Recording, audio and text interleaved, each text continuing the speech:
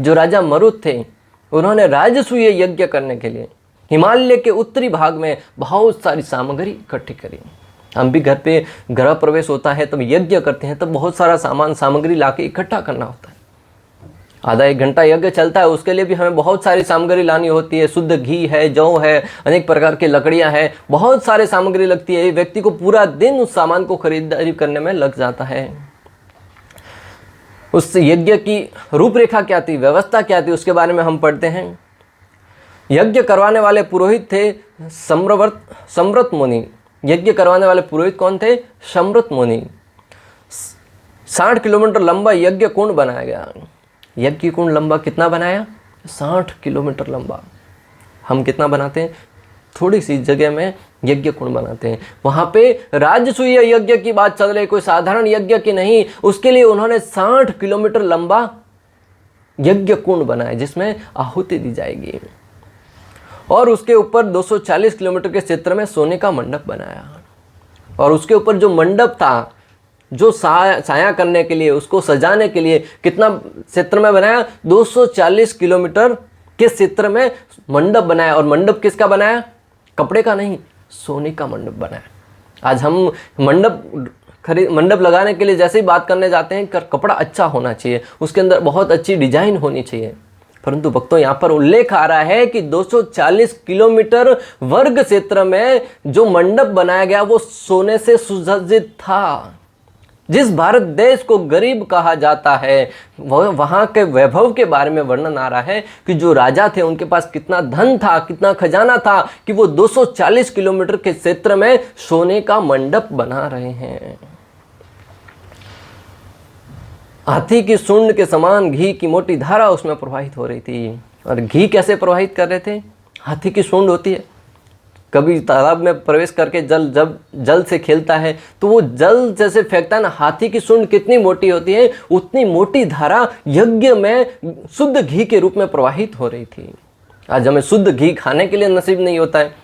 गाय का, देसी घी का शुद्ध घी लेने जाओ 1000, 2000, 2500 रुपये तक मिलता है मार्केट में। उसके उपरांत भी कोई गारंटी नहीं कि वो शुद्ध होगा।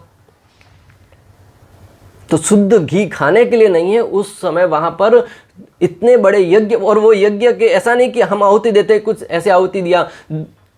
जितना समय तक यज्ञ चला, वो हाथी की सूंड की जो मोटा है उतना मोटी धारा पूर्ण रूप से प्रवाहित होती रही। इतना घी उसमें उपयोग हुआ। फिर आप कल्पना कर सकते हैं कि बाकी सामग्रियां कितनी उसमें उपयोग की गई होगी। पुरोहित सम्रत मुनि को 3 लाख किलोग्राम सोना दक्षिणा में दिया गया। आज हम पुरोहितों को, जो ब्राह्मण यज्ञ करवाने आते हैं, 1100, 2100 मांगते हैं, तब भी हमारा मुंह टेढ़ा होने लगता है। सारा धन तो ब्राह्मण है वो लेके गए, सारा धन तो पुरोहित है वो दक्षिणा में लेके गए। इतनी कंजूसी करके उनको धन देते हैं, क्या यज्ञ सफल हो पाएगा? जो पुरोहित यज्ञ करवाने आता है उसे दक्षिणा के रूप में पूर्ण रूप से प्रसन्न करके भेजिए, तभी भगवान है वो प्रसन्न हो जाएंगे तुम्हारे यज्ञ से। वरना इतनी कंजूसी करेंगे और उसमें ब्राह्मण है वो निराश होकर, नाखुश होकर जाएगा तो क्या तुम्हें आशीर्वाद देगा? ब्राह्मणों के आशीर्वाद से व्यक्ति है वो पूर्ण गति प्राप्त करता है। और जब ब्राह्मण प्रसन्न हो जाएगा तब भगवान स्वतः ही प्रसन्न हो जाएंगे। तो यहाँ पे वर्णन आ रहा है कि जो सम्रत मुनि थे उनको कितना सोना दान में दिया? 3 लाख किलोग्राम, 3 लाख किलो सोना दान में दिया। किले का भाव क्या है सोने का? दक्षिणा में दिया 23 किलो सोना, बाकी ब्राह्मणों को दान में दिया। और 23 किलो सोना है वो बाकी ब्राह्मणों को दान में दिया। जो भी उनके सहयोगी थे, मुख्य ब्राह्मण थे, मुख्य जो पुरोहित थे, उनको 3 लाख किलोग्राम, और जो बाकी ब्राह्मण थे उनको 23 किलो है वो सोना दान में दिया। और भी अनेक प्रकार के हीरे मोती दान में दिए। और अनेक प्रकार के छोटे मोटे जो मांगने वाले आए थे, यज्ञ हो रहा है तो वहाँ पे अनेक प्रकार के याचन मांगने वाले आते हैं, उनको बहुत सारा धन है वो दान में दिया। ये सारा का सारा दान देने के कारण राजा जब दान दे रहे थे, सर्वस्व लुटा रहे थे, तब प्रसन्न होकर भगवान श्री कृष्ण वहाँ पर प्रकट हो गए।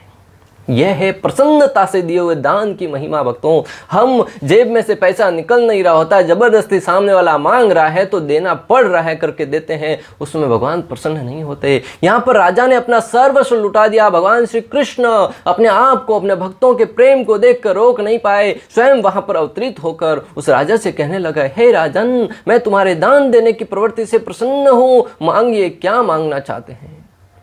आचार्यगण कहते हैं कि काम ऐसे करो जैसे सब हम पर निर्भर है, और प्रार्थना ऐसे करो जैसे सब भगवान पर निर्भर है। धन ऐसे कमाओ जैसे बहुत लंबा जीवन है। अगर सामने कोई उचित पात्र मिले तो दान ऐसे कर दो जैसे मेरे जीवन का आखिरी क्षण यही है। इस प्रकार अगर कोई जीवन निर्वाहन करेगा तो वो जीवन में सुख और संपन्नता की अनुभूति करेगा। परंतु हम तो धन तो यूं कमाते हैं कि जीवन बहुत लंबा है, परंतु दान देने का समय आता है तब हाथ समेट लेते हैं। कई वर्षों तक बहुत सारा धन कमा के रखते हैं, परंतु एक फूटी कौड़ी भी दान में नहीं देने के कारण वो धन यूं का यूं पड़ा रहता है। और अगर पुत्र अच्छे जन्मे तब तो उसको संवार लेंगे, और अगर बिगड़े निकले तो एक ही क्षण में गंवा देंगे। किसी ने कहा है कि पूत सपूत तो क्यों धन संशय, पूत कपूत तो क्यों धन संशय। अगर पूत सपूत है तो धन संचित करने की क्या आवश्यकता है, वो स्वयं मेहनत करके धन अपनी आजीविका कमा लेगा। और अगर पूत कपूत है तो भी धन संचित करने का क्या आवश्यकता, तुम धन कितना ही क्यों न कमा ले, वो कुछ ही समय में उसको बर्बाद कर देगा। इसलिए व्यक्ति को चाहिए कि नेकता के साथ धन कमाए और उस धन का उपयोग अनेक प्रकार के यज्ञों को करने में, अनेक प्रकार के धार्मिक कार्यों को करने में, दूसरों की सहायता करने में, समाज के कल्याण के लिए, शिक्षा प्रदान करने के लिए, चिकित्सालय खोलने के लिए, अनेक प्रकार के अनाथ आश्रम खोलने के लिए, पानी की प्याऊ बांधने के लिए, वहाँ पर जब गायों की सेवा करने के लिए, जब उस धन का हम सदुपयोग करेंगे तब वो धन है वो हमें हमारे जीवन में बहुत सारे फल प्रदान करेगा।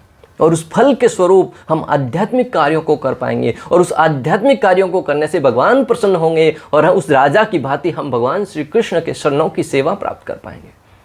भगवान श्री कृष्ण प्रसन्न हुए और उससे कहा कि मांगो, क्या मांगना चाहते हो। उन्होंने राजा से वर मांगने के लिए कहा, परंतु राजा इतने महान थे, अगर हमारे और आपके सामने भगवान प्रकट हो जाए तो हम मांगेंगे क्या? धन दौलत, रुपया पैसा, गाड़ी बंगला, और क्या? जब भी आप देखिएगा, जब भी हम मंदिर में जाते हैं भगवान के समक्ष क्या मांगते हैं? भगवान भोलेनाथ के समक्ष जाके रुपया पैसा गाड़ी बंगला सब कुछ यही मांगते हैं, परंतु कभी विचार करके सोचने का प्रयास किया कि भगवान भोलेनाथ के पास स्वयं का घर भी नहीं है। वो कैलाश पर्वत पर खुले छत के नीचे रहते हैं, खुले आसमान के नीचे रहते हैं। कभी अपने लिए घर बनाने की उन्होंने कोई उपयोगिता समझी? और ऐसा नहीं कि वो पूर्ण रूप से सन्यासी है, वो गृहस्थ व्यक्ति है, उनके पुत्र हैं, पत्नी है, घर है, सब है, परंतु कभी अपने लिए कोई बड़ा मकान बनाने की आवश्यकता नहीं समझी। हम 2 BHK, 2 BHK, 3 BHK, 4 माले का, 5 माले का बड़ा बड़ा बंगला बनाने के बारे में हमेशा विचार करते हैं। एक गाड़ी है तो 2 चाहिए, 3 चाहिए, 4 चाहिए, 5 चाहिए, लालसाएं बढ़ती ही रहती है। और वो भी भगवान भोलेनाथ के समक्ष जाकर मांगते रहते हैं। भगवान भोलेनाथ बड़ी आसानी से प्रदान भी कर देते हैं। परंतु भक्तों, हम मनुष्य हैं, जहाँ पर लाभ का सौदा हो वहाँ पे घाटे का सौदा नहीं करना चाहिए। कभी विचार करके देखिए कि भगवान भोलेनाथ के समक्ष जाएं तब उनसे मांगे कि हे भगवान, आपके पास जो सर्वश्रेष्ठ वस्तु है वो मुझे प्रदान करो।